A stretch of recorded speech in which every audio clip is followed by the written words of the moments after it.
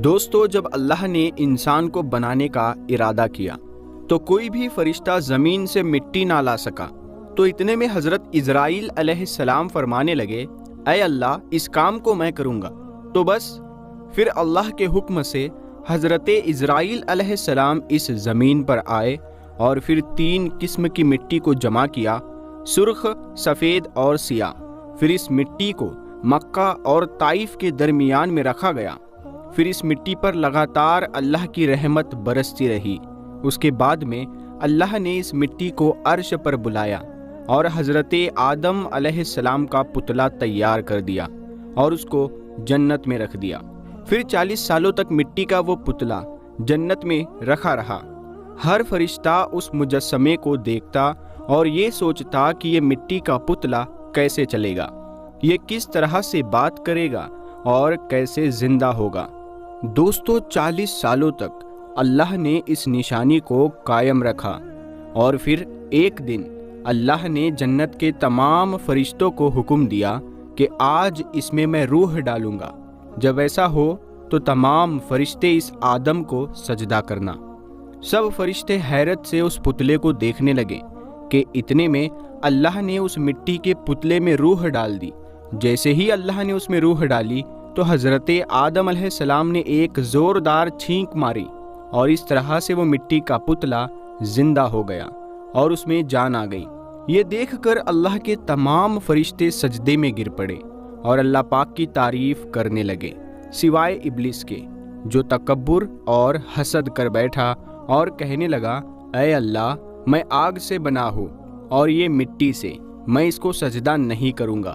تو یہ سن کر اللہ ابلیس سے سخت ناراض ہوا اور اس طرح سے اللہ نے پھر ابلیس کو اپنے دربار سے نکال دیا۔ تھوڑے دنوں کے بعد میں اللہ تعالیٰ نے حضرت آدم علیہ السلام کی خوشی کے لیے ماں حوا کو پیدا کیا۔ اس کے بعد حضرت آدم علیہ السلام اور ماں حوا جنت میں بہت خوش رہنے لگے، مگر پھر ان کی جنت میں کی گئی ایک غلطی کی وجہ سے ان کو جنت سے نکال کر اس زمین پر بھیج دیا گیا۔ تاریخ نے لکھا ہے کہ جب آدم اور بی بی حوا علیہ السلام اس زمین پر آئے تو 200 سالوں تک ایک دوسرے سے جدا رہے اور اللہ سے معافی مانگتے رہے۔ بالآخر اللہ نے ان کی توبہ قبول کی اور پھر حضرت جبرائیل علیہ السلام انہیں مکہ میں ایک پہاڑی پر چھوڑ آئے۔ پھر وہ دونوں ساتھ میں رہنے لگے۔ اس کے بعد میں حضرت آدم علیہ السلام اور ماں حوا کے 2 بیٹے پیدا ہوئے، جن کا نام حابل اور قابل تھا، اور یوں اللہ نے حضرت آدم علیہ السلام کی نسل کو اس زمین پر پھیلا دیا۔ دوستو، یاد رکھے، اللہ وہ ہے جس نے اس پوری دنیا کو بنایا ہے، چاند، تارے، سورج اور اس آسمان کو بنایا ہے۔ یہ سب چیزیں اللہ نے بغیر کسی ساز و سامان کے بنائی ہیں۔ یعنی کہ اگر کسی کو ایک پینسل بنانی ہو تو اس کے لیے لکڑی کی ضرورت پڑے گی، مگر اللہ نے کسی چیز کا صرف حکم دیا اور وہ چیز بن گئی۔ اس کے بعد اللہ نے انسانوں کو پیدا کیا اور دنیا کی یہ ساری چیزیں انسانوں کے لیے پیدا کی، جیسے کہ ہوا، پانی، پیڑ پودے اور جانور۔ یہ سب کچھ انسانوں کے لیے پیدا کیے گئے۔ اللہ ایک نور ہے، وہ ہمیشہ سے تھا اور ہمیشہ رہے گا۔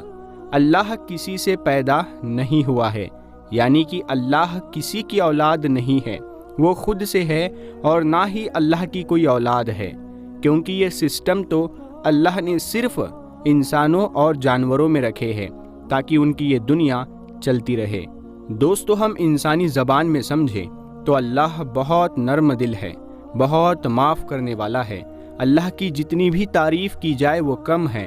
اللہ پاک قرآن پاک میں انسانوں کو چیلنج کرتا ہے کہ دنیا کے سارے پیڑ پودوں کو قلم بنا لو، سارے سمندروں کو سیاہی بنا لو اور دنیا کے سارے انسان مل جاؤ اور میری تعریف لکھنا چاہو تو تمہارا قلم ختم ہو جائے گا، تمہاری سیاہی ختم ہو جائے گی، انسان ختم ہو جائیں گے، مگر میری تعریف کبھی ختم نہیں ہوگی۔ دوستو، اللہ کہتا ہے کہ میں کیا ہوں، کیسا ہوں، اس کے بارے میں تم اپنا دماغ مت لگایا کرو، کیونکہ تم اس کے بارے میں نہیں سوچ سکتے ہو، کیونکہ تم صرف اتنا ہی سوچ سکتے ہو جتنی میں نے تم کو سوچ دی ہے، اس کے آگے تم نہیں سوچ سکتے ہو۔ اگر تم مجھ کو سمجھنا چاہتے ہو تو میری بنائی ہوئی چیزوں کو دیکھا کرو، جیسے کہ ایک مکھی کو دیکھو، اس کو میں نے کس طرح سے بنایا ہے، اس کے پنکھوں کو دیکھو، اس کو میں نے کیسے بنایا ہے۔ اگر تم دنیا کے سارے انسان مل کر مکھی کا ایک پر بھی بنانا چاہو تو تم ویسا کا ویسا ایک پر بھی نہیں بنا سکتے ہو۔ اگر تم ایک انار کا دانہ بھی بنانا چاہو تو ویسا کا ویسا ایک انار کا دانہ بھی نہیں بنا سکتے ہو۔ اگر تم مجھ کو سمجھنا چاہو تو آسمان، سورج، چاند اور ستاروں کو دیکھو جن کو میں نے بنایا ہے، تو تم میری کون کون سی نعمتوں کو جھٹلاؤ گے۔ یاد رکھے، ہر کام اللہ کے حکم سے ہوتا ہے، جیسے کہ ہوا کا چلنا، بارش کا ہونا، دن رات کا ہونا، یہ سب کام اللہ کے حکم سے ہوتے ہیں۔ اللہ ہم سب کے دلوں کی باتوں کو اچھی طرح سے جانتا ہے، ہم کیا کر رہے ہیں، ہم کیا کرنے والے ہیں اور ہم کیا کر چکے ہیں، یہ اللہ کو اچھی طرح سے معلوم ہے۔ اللہ کا روپ انسانوں جیسا نہیں ہے۔ اللہ نے اس دنیا کو بنانے سے ہزاروں سال پہلے ہی قرآن پاک کو بھی تیار کر لیا تھا، کیونکہ اللہ نے سوچ رکھا تھا کہ میں دنیا بناؤں گا اور اس میں انسان اور جناتوں کو پیدا کروں گا اور ان کو زندگی جینے کا صحیح طریقہ بتانے کے لیے قرآن کریم کو بھیجوں گا۔ اللہ کو یہ سب معلوم تھا، جو ہو گیا ہے وہ بھی اور جو آگے ہونے والا ہے وہ بھی۔ اسی لیے دنیا بنانے کے بعد کیا سچویشن آئے گی یہ بھی اللہ کو خوب معلوم تھا، اسی لیے اسی کے حساب سے اللہ نے پہلے ہی اپنے رولز اور نیم بنا کر قرآن پاک کو تیار کر لیا تھا، کیونکہ اللہ کو یہ بھی معلوم تھا کہ انسان غلط راستوں پر چلیں گے، مار کاٹ کریں گے، جھوٹ بولیں گے، جھگڑا فساد کریں گے، اور سب سے بڑی بات تو اللہ کو چھوڑ کر اللہ کی بنائی ہوئی چیزوں کی عبادت کریں گے۔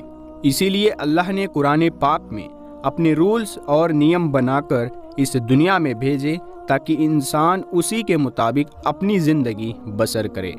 اب دوستو، کچھ بھائی پوچھتے ہیں کہ اس دھرتی کو کس نے بنایا، سورج کو کس نے بنایا، انسانوں کو کس نے پیدا کیا؟ جب ان سے کہا جائے کہ بھائی یہ سب تو اللہ نے بنایا ہے، اللہ نے پیدا کیا ہے، تو پھر ایسے لوگ پوچھتے ہیں تو پھر اللہ کو کس نے پیدا کیا ہے، یعنی کہ اللہ کو کس نے بنایا ہے؟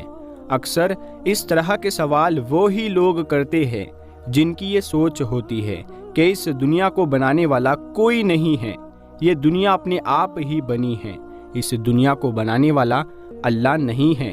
معاذ اللہ، وہ لوگ ایسے سوال کرتے ہیں۔ اسی لیے اللہ کے پیارے نبی حضرت محمد صلی اللہ تعالی علیہ وسلم نے ارشاد فرمایا ہے کہ اگر کوئی آپ سے اس طرح کا سوال کر دے اور آپ کا ایمان ڈگمگانے لگ جائے تو آپ کو چاہیے کہ آپ اللہ سے توبہ کرو۔ اگر کوئی اس طرح کی سوچ رکھتا ہے تو یہ دنیا اپنے آپ ہی بنی ہے، تو اس کو چاہیے کہ وہ جا کر اپنے گھر کے باہر کھڑا ہو جائے اور اپنے گھر کو اچھی طرح سے دیکھے۔ جب وہ اپنے گھر کو دیکھے تو آپ ان سے کہو کہ بھائی آپ کے گھر کو کس نے بنایا ہے، یہ اپنے آپ ہی بنا ہے کیا؟ تو یہ سن کر اس کا جواب یہی ہوگا کہ نہیں بھائی، یہ گھر اپنے آپ نہیں بنا ہے، اس کو مزدوروں نے مل کر بنایا ہے۔ تو اب آپ اس سے یہ کہو کہ اس کو ثابت کرو کہ اس کو مزدوروں نے مل کر بنایا ہے، تو وہ اس بات کو کس طرح سے ثابت کرے گا؟ تو وہ یہی کہے گا کہ آپ اس کی مینجمنٹ کو دیکھیں، یعنی کہ آپ اس کی ارینجمنٹ کو دیکھیں۔ یہ وہی کہے گا کہ اتنی ویوستھا، اتنی مینجمنٹ تو اپنے آپ کبھی نہیں بن سکتی ہے، اس کو بنانی پڑتی ہے۔ تو پھر آپ اس کو بولیے کہ پھر یہ دنیا اپنے آپ کیسے بن سکتی ہے؟ تو آپ اس کی مینجمنٹ کو دیکھیے، اللہ کی قدرت کو دیکھیے، اس سورج کو دیکھیے، آسمان دھرتی کو دیکھیے، کیا اس میں کوئی مینجمنٹ نظر نہیں آ رہی ہے کہ جب سورج آتا ہے تو چاند چلا جاتا ہے اور جب چاند آتا ہے تو سورج چلا جاتا ہے؟ کیسے آسمانوں سے بارش گرتی ہے، کیسے دھرتی پر ہوائیں چلتی ہے، اور کیسے ہم اس دھرتی پر گھوم سکتے ہیں؟ ہم اس دھرتی کا کونا ابھی تک پتہ نہیں کر پائے ہیں۔ تو کیا یہ رات کا دن ہونا اور دن کا رات ہونا، یہ کیا کوئی مینجمنٹ نہیں ہے؟ جب کوئی بچہ پیدا ہوتا ہے تو اس کے پیدا ہوتے ہی اللہ اس کی ماں کے سینے میں دودھ خود بخود اتار دیتا ہے۔ جو بچہ ابھی پیدا ہوا ہے وہ پیدا ہوتے ہی فوراً اپنی ماں کے سینے سے چپک جاتا ہے اور خود بخود دودھ پینے کے لیے اپنا منہ چلانے لگ جاتا ہے۔ کس نے بتایا اس بچے کو کہ اس میں سے دودھ نکلتا ہے؟ کیا یہ اللہ کی ویوستھا نہیں ہے؟ کیا یہ اللہ تبارک و تعالیٰ کی قدرت نہیں ہے؟ ہم آکسیجن لے کر کاربن ڈائی آکسائیڈ چھوڑتے ہیں اور وہی پیڑ پودے کاربن ڈائی آکسائیڈ لے کر آکسیجن چھوڑتے ہیں۔ کیا یہ اللہ کی ویوستھا نہیں ہے؟ اس سے یہ پتہ چلتا ہے کہ انسان اشرف المخلوقات ہے۔ اللہ نے اس دنیا میں جو کچھ بھی بنایا ہے وہ صرف انسانوں کے لیے بنایا ہے۔ اگر نہیں بنایا ہوتا تو پودے بھی آکسیجن لے رہے ہوتے اور کاربن ڈائی آکسائیڈ چھوڑ رہے ہوتے۔ یہ دھرتی ایسے جھکی ہوئی ہے جس سے موسم میں بدلاؤ آ سکے۔ جب گرمی پڑتی ہے تو سمندر سے جل واشپ اڑ کر بارش ہوتی ہے تاکہ اس دھرتی پر سبھی جیو جنتوؤں کی پیاس بجھ سکے۔ کیا یہ اللہ کی ویوستھا نہیں ہے؟ کیا اس کو کوئی نہیں کر رہا ہے؟ کیسے سمندر سے بھاپ نکلتی ہے اور وہ جا کر آسمان میں مل جاتی ہے اور وہیں سے بارش ہونے لگ جاتی ہے۔ یہ سب کتنی اچھے طریقے سے سجایا گیا ہے، کتنے شاندار طریقے سے اس کی مینجمنٹ کی گئی ہے۔ کیا یہ سب اپنے آپ ہو سکتا ہے؟ تو اس کا جواب ہے نہیں۔ اس طرح کی ویوستھا، اس طرح کی مینجمنٹ کبھی بھی اپنے آپ نہیں ہو سکتی ہے۔ مطلب کہ اس دنیا کو کسی نے بنایا ہے اور کوئی اس دنیا کو چلا رہا ہے، اور وہ صرف اور صرف اللہ تبارک و تعالیٰ کی ذات ہے، جو نہ کسی سے پیدا ہوا ہے، نہ اس نے کسی کو پیدا کیا ہے، نہ اس کی کوئی اولاد ہے، نہ اس کے ماں باپ ہے، نہ وہ سوتا ہے، نہ اسے نیند آتی ہے، نہ اونگ آتی ہے۔ اللہ ایک ہے اور وہی سچ ہے۔ تو پیارے دوستو، ہم امید کرتے ہیں کہ آپ کو یہ معلومات اچھی لگی ہوگی۔ ہم ملتے ہیں اگلی ویڈیو میں، تب تک کے لیے السلام علیکم۔